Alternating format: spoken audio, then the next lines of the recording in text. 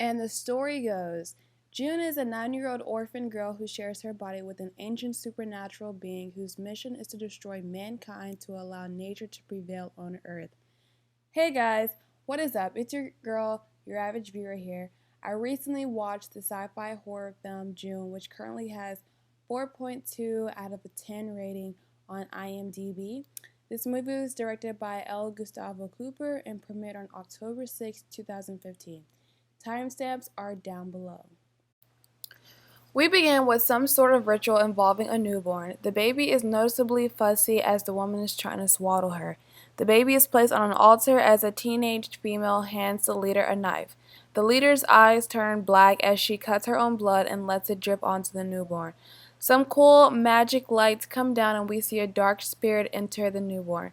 Before the ritual is complete, the woman, who I'm assuming is the baby's mother, slashes the leader's throat with her scissors. This causes the leader's eyes to return to normal and a mini explosion happens, killing all the adults. The teenage girl from earlier runs away just in time but goes back to grab the baby, and police stop her as she's walking alongside of the road. 9 years later, Emmanuel visits June at her foster home. He's been searching for her since they lost her. June's foster dad seems to be a handyman while her foster mom is a sex worker. They both notice June is an outcast and try to encourage her to be more social, but she'd rather clutch her bear and be alone. Her foster parents are trying to convince Emmanuel that June is adjusting well, and she even has her own bedroom. June isn't speaking much, and her foster mom is obviously getting angrier that she's not saying anything.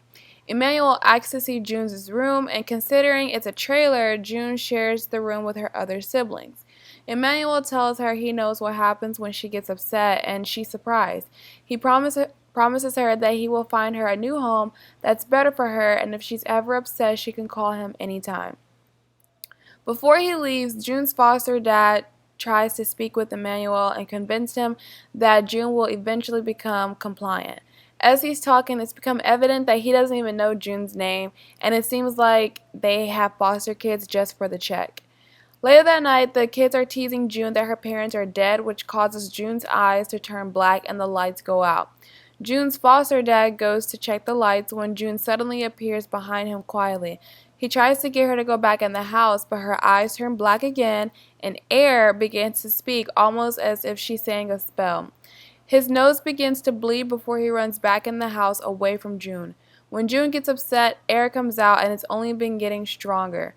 June is the vessel for air, which is what happened at the ritual earlier. It's Independence Day and they're having a family barbecue. Some of the boys notice June by herself and want to tease her because bullying. Boy A dares Boy B to throw a firecracker at June to prove he's not a little girl.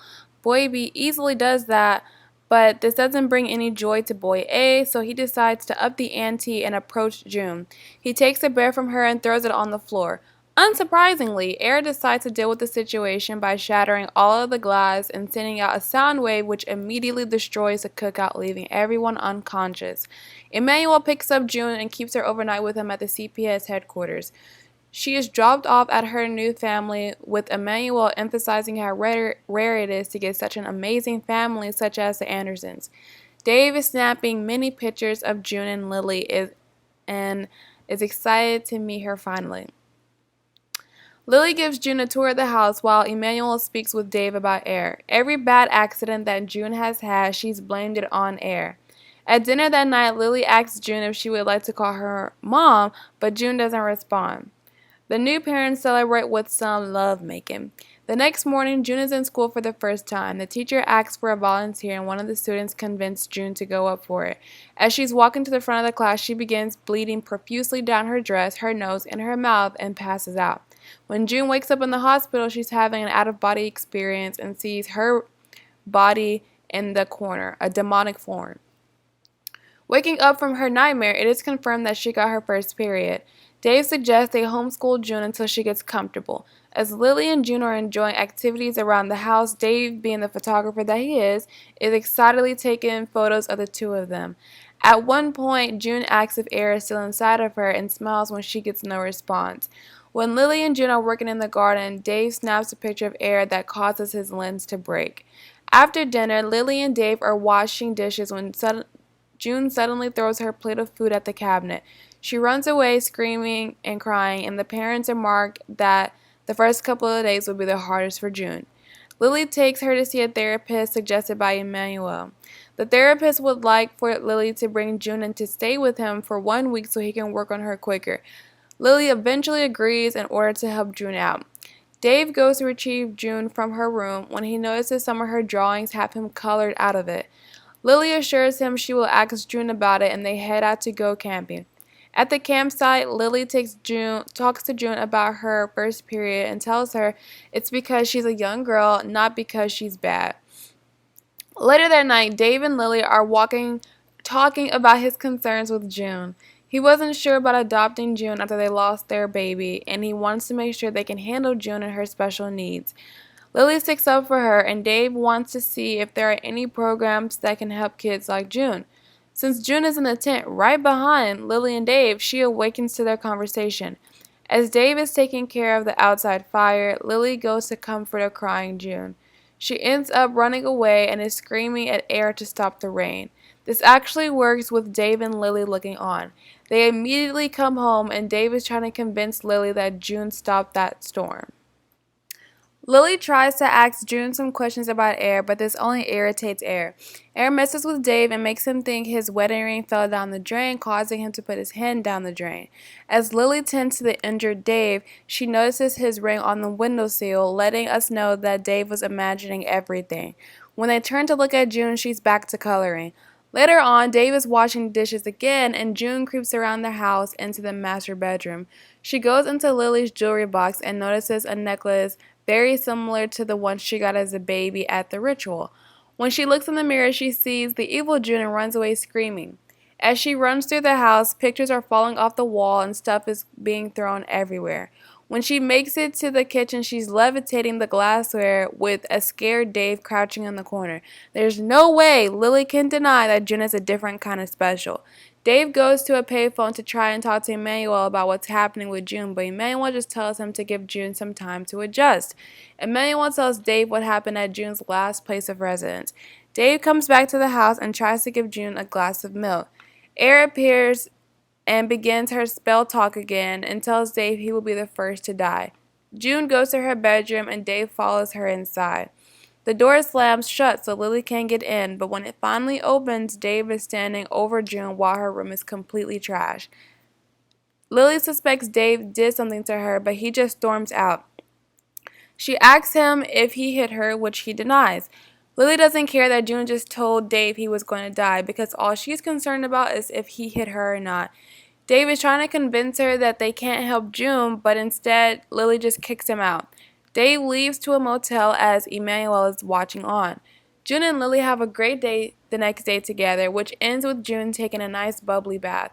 Lily gets a call from Emmanuel to remind her to bring June into the therapist. Suddenly, the door closes and Air begins drowning June with Air telling her she can't stop this.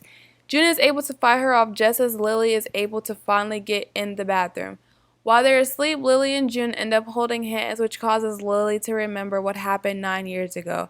In his hotel room, Dave is looking over the pictures he's taken, and he notices that Emmanuel is in the background of some of the photos watching on. Emmanuel is visiting the therapist, who tells him to go pick up June now because Lily has gotten too attached.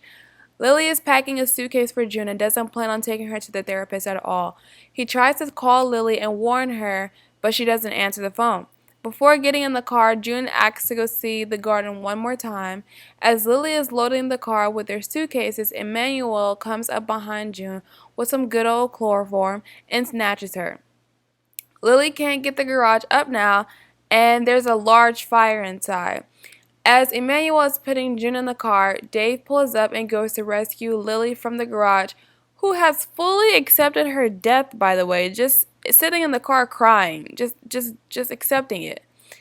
Lily knows where they're going and finally explains to Dave how she knows. They put June on the altar, still unconscious, while the new leader steps up to begin the ritual. Air is reciting the spell talk again, and June's body rises into the light. Emmanuel and crew stop Lily and Dave from stopping the ritual by proclaiming they are the protectors of the earth. Dave breaks free from his guard and pushes the leader, causing one of the light rays to kill him and many of the other members. Lily is pleading to June that she wants her and she doesn't have to do this. A mother's love is strong. The end. Alright, and here are my notes for this movie. Number 1. I didn't particularly like the juxtaposition between June's first foster home and her second. She went from a trailer park in the country to a suburban neighborhood. This feels like it was saying that her life was bad because she was in the trailer park and not because June just has a supernatural entity inside of her. Her first family wasn't the worst to her, although, them having a lot of kids was bad because they couldn't pay attention to June. They weren't physically abusing her, sexually abusing her, emotionally abusing her. They just weren't able to give her, 100% attention. Second, although Lily is narrating this movie, she doesn't actually remember her involvement with June until the very end. So why is she narrating it? It's not like she's in a facility or something where she has to recall what happened. It also doesn't show us what her life is like after the failed ritual. So was her narration necessary? Was narration in general necessary? Third, why was that June's first time in school? She's a 9-year-old American and has been in foster care since birth. Surely she would have at least been attending school with her previous family.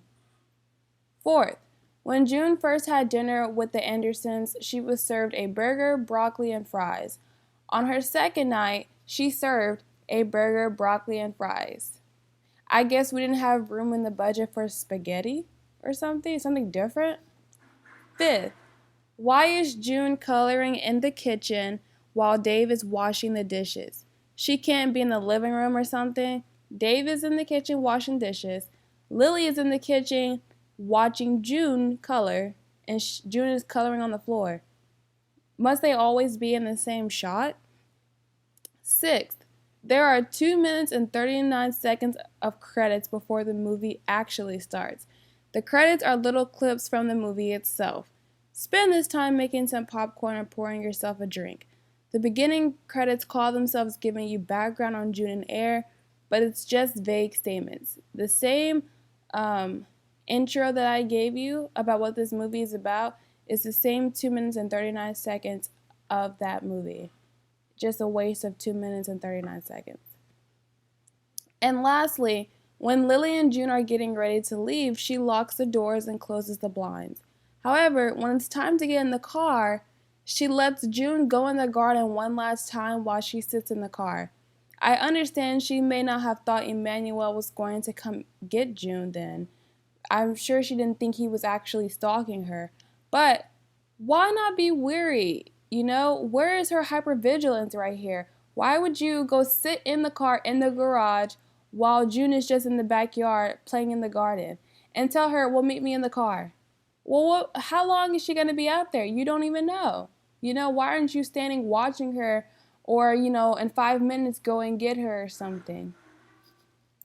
So, all in all, I give this movie 2 out of 4 stars. It was alright. It served its purpose, which was to be background noise while I played games on my phone.